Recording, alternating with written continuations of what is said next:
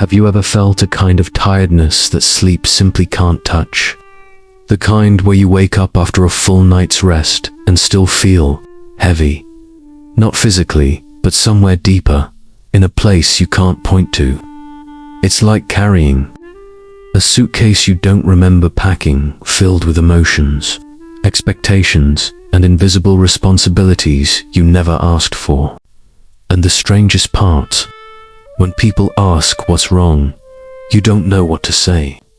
Because it's not one big moment that drained you. It's a collection of small ones you never processed. This feeling has a name. Psychologists call it emotional exhaustion, but you might know it as that quiet, constant sense of I'm doing everything I'm supposed to. So why do I feel like something is missing? In today's world, this state is more common than we admit. You look fine, you function, you laugh at the right moments, you show up where you need to be, you complete tasks, you reply to messages. But on the inside, everything feels muted, as if your emotional volume has been turned down without your permission. Joy doesn't hit the same. Excitement feels distant. Even the things you used to love feel quieter. And no, this isn't laziness. It's not indifference. It's not a lack of discipline. What's happening inside your brain is far more human and far more understandable. When you experience long-term stress, emotional, mental, or social, your brain shifts into survival mode. It starts conserving energy. It rewires itself to protect you, not inspire you. Your dopamine responses slow. Motivation weakens. Emotional rewards feel faint. It's not that you don't care. It's that your mind is tired of operating in overdrive. The truth is, people who feel this way are often the ones who've been trying the hardest. They're the problem solvers, the listeners, the ones holding everything together, the ones who show up even when they're overwhelmed, the ones who put on a strong front because they don't want to inconvenience anyone. You've learned how to survive chaos, but no one taught you how to rest. And let's be honest, society doesn't make rest easy. We're praised for being productive, not peaceful. We're celebrated for pushing harder, not slowing down. We admire those who hustle, but overlook those who pause to breathe. So people start believing that rest must be earned. And ironically, they never feel like they've earned it. There's always more to do, more to fix, more to achieve. Life becomes a constant cycle of catching up, and eventually, you forget what actual rest feels like. One of the most misunderstood parts of emotional exhaustion is how quiet it is. It doesn't always look dramatic. Sometimes it looks like not reacting the way you used to, losing interest in things, gradually feeling mentally far away, needing more silence to cope, avoiding overstimulation, wanting fewer conversations, withdrawing to recharge, not because you dislike people, but because social interaction becomes emotionally expensive. Even simple things start to feel heavier. Conversations feel like effort. Everyday tasks feel longer. You smile, but it's practiced. You laugh, but it doesn't land the same. Life becomes functional, not fulfilling, and yet, this state often marks the beginning of an important shift. When your mind reaches this level of depletion, it's sending you a message. Something in your life is out of alignment. Maybe it's your routine. Maybe it's the pressure you've been carrying silently. Maybe it's expectations that were placed on you long before you knew yourself. Maybe it's a lifestyle that doesn't match your emotional pace. This isn't weakness. It's awareness, and slowly you start noticing things you ignored for years. You question why your days feel repetitive. You wonder why your actions don't feel meaningful. You realize that you've been running on autopilot, surviving, not living. This questioning isn't a crisis, it's clarity. One of the most important ideas in psychology comes from Viktor Frankl, who said, "When we have a why, we can endure almost any how." Meaning is not optional. It's psychological oxygen, and when life becomes too busy, too repetitive, too externally focused, meaning slips quietly through the cracks. That's when emotional exhaustion appears, not as a sign of failure, but as a signal that your inner world needs attention, that you're outgrowing something, that the life you built is no longer the life that nourishes you. The beautiful part, the moment you recognize this, even as a whisper, your healing begins. You stop asking, "What's wrong with me?" and start asking, "What do I need?" That shift changes everything. Asterisk, there's a subtle transformation that happens the moment you allow yourself to acknowledge your exhaustion, not as weakness, but as communication, a message, a boundary, a quiet signal from your inner world saying, "Something has been draining me for too long." And this is where things begin to shift, not dramatically, but gently. The way dawn doesn't force light, it introduces it. For so long, you may have been used to pushing through everything. When you're tired, you work harder. When you're overwhelmed, you multitask. When you feel disconnected, you keep smiling anyway. But there's a truth we rarely learn growing up. The mind doesn't respond to pressure. It responds to permission. Permission to slow down. Permission to feel. Permission to rest without guilt. Permission to be human instead of perfect. When emotional exhaustion builds up, it's often because you've been living from obligation instead of alignment. Doing things because you should, not because they support your well-being. Holding expectations you never questioned. Following paths that made sense to others, but not to you. Healing starts when you begin replacing "I should" with "Does this nourish me?" It sounds simple, but it shifts the direction of your entire life. You may start noticing small things. Certain conversations drain you more than they used to. Some habits feel meaningless. Some goals don't excite you anymore. You feel calmer around certain people. You crave slower moments. You enjoy quiet more than noise. This isn't you becoming distant.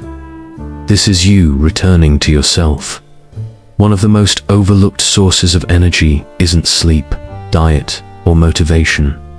It's alignment. When what you do matches what you value, you feel lighter. When it doesn't, even small tasks feel heavy. This is why some days feel like walking through water, not because you're incapable, but because you're disconnected from your why. And so the journey back to yourself becomes less about changing your entire life and more about creating micro moments of honesty. What drains me? What comforts me? What feels like a burden? What feels like peace? Who feels safe? Who feels heavy? These questions don't demand quick answers. They invite awareness, and through this awareness, something beautiful happens. You stop performing life and start experiencing it again. Healing doesn't look like a sudden burst of energy. It looks like feeling present for the first time. In months, enjoying a small moment, deeply laughing, without forcing it. Feeling a spark of curiosity again. Wanting to rearrange your room. Wanting fresh air. Wanting something new. Even if you don't know what yet, these tiny sparks are your emotional system rebooting. There's a study in positive psychology that found exposing yourself to awe, even in tiny amounts, helps reset emotional burnout. Awe softens stress pathways. It widens your perspective. It reconnects you to life without overwhelming your senses. Awe is not dramatic.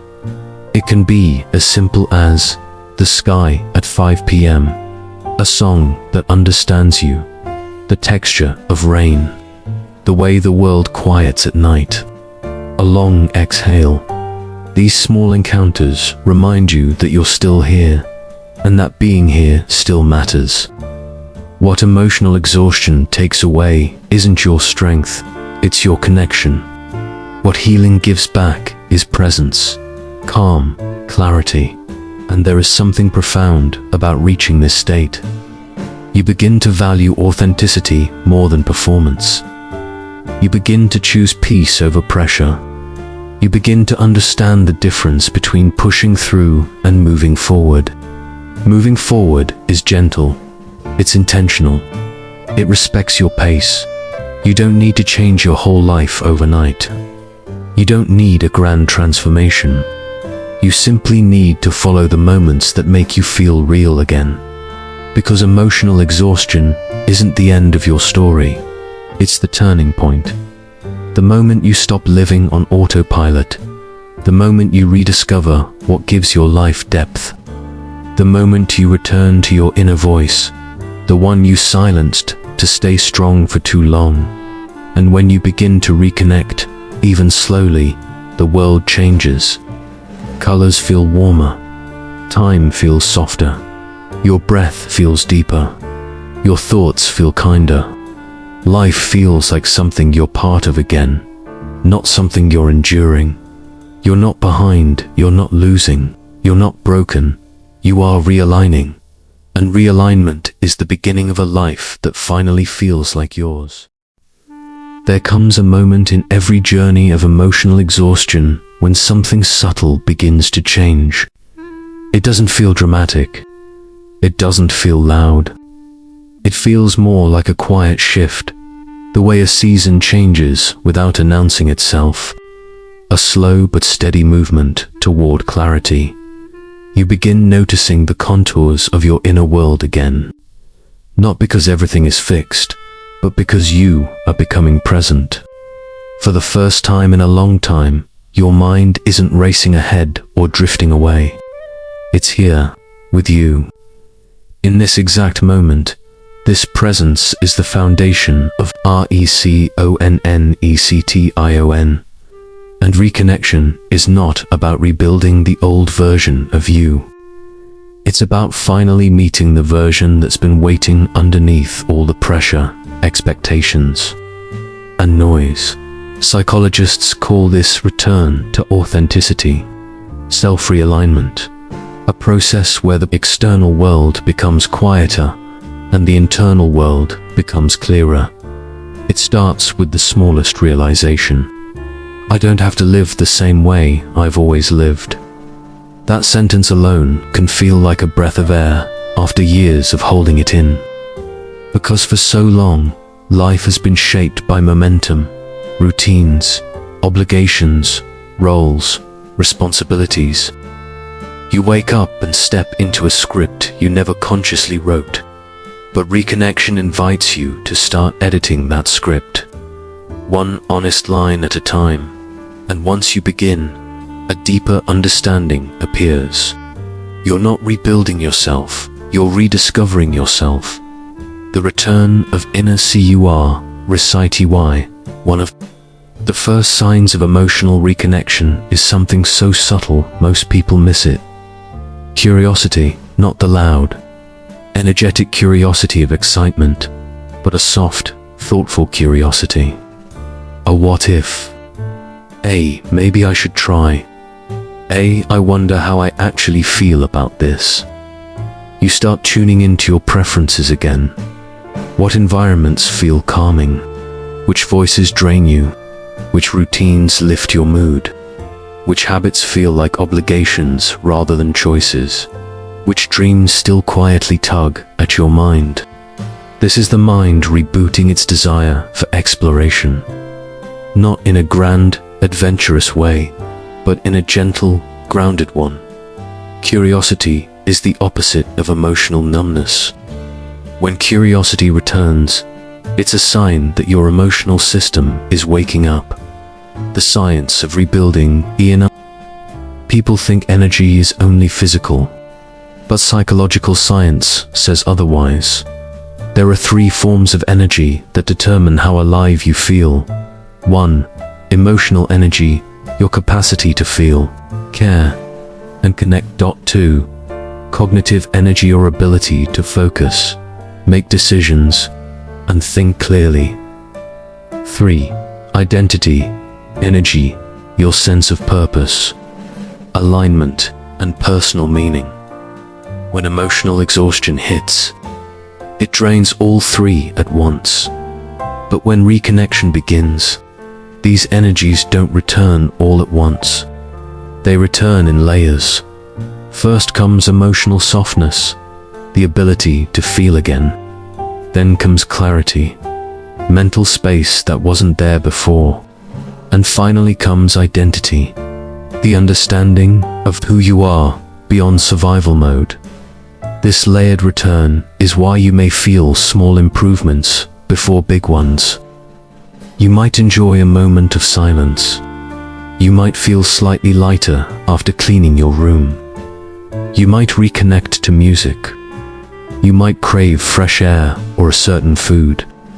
You might feel a burst of insight while journaling. These are not small things. These are your emotional circuits engaging. The importance of inner SPAC. Of the greatest misunderstandings about healing is the belief that you must constantly do. But healing is actually more about creating space to think, space to breathe, space to pause, space to be imperfect, space to exist without performing. Most people don't lack motivation, they lack space. When your mind is crowded with expectations, pressure, and noise, there's no room left for clarity. But when you create space, even a little, your inner world begins to speak again. This is why so many breakthroughs happen during quiet moments, late night, walks, warm showers, sitting by a window looking at the sky, journaling, listening to soft music. Those moments are not nothing, they're everything. They're where the real transformation happens, not in action, but in reflection. Letting go of the PRFORMians, one of the most liberating parts of reconnection, is letting go of the constant performance you didn't even realize you were giving. The performance of being fine. The performance of knowing what you're doing. The performance of being available. The performance of being the strong one. The performance of having answers before you've even asked yourself the questions. There's a moment in everyone's journey where they finally say, I don't want to perform anymore. I just want to be real. And that moment, though simple, is a breakthrough, because authenticity is healing. Authenticity restores emotional energy. Authenticity strengthens self-respect. Authenticity replaces pressure with alignment. When you stop trying to be the version everyone expects, you start discovering the version you actually are. And that version, your real self, doesn't demand perfection. They demand honesty. The rebuilding of May and Ingia's reconnection continues. Something deeper starts to happen. You begin to crave meaning again. Not in a dramatic way, but in a grounded way. Maybe you start thinking about what actually matters to you. Maybe you begin questioning old goals that no longer fit. Maybe you notice which moments feel alive and which feel empty. Meaning doesn't come from big achievements. It comes from alignment. It can come from working on a skill you enjoy, being around someone who makes you feel understood, creating something small, choosing rest intentionally, having an honest conversation, learning something new, feeling proud of a small step. Meaning is not about changing your entire life. It's about changing the way you relate to your life. It's about choosing direction instead of drifting, being present instead of distracted, being intentional instead of reactive, and slowly, you begin to build a life that matches your emotional rhythm. A life that fits you, not one you squeeze yourself into. The inner Aritiyoran reconnection doesn't happen all at once. It happens like this: a moment of clarity, a breath that feels deeper, A conversation that feels honest. A morning that feels lighter. A smile that feels real. A day that feels manageable. This is what healing looks like in real life. Not dramatic, but meaningful. Not loud, but profound. And the more you reconnect, the more you realize something powerful. You were never weak. You were overloaded. You were never lost. You were evolving. You were never behind. You were recalibrating. You were never broken. You were becoming conscious. This is the return to yourself. Not the old self, the truer self. The self that chooses peace over pressure. Alignment over performance. Meaning over noise. Presence over survival. And when this version of you begins to emerge, you don't feel the world lighter. You feel yourself stronger. Because reconnection isn't the end of a difficult chapter. It's the beginning of your real one.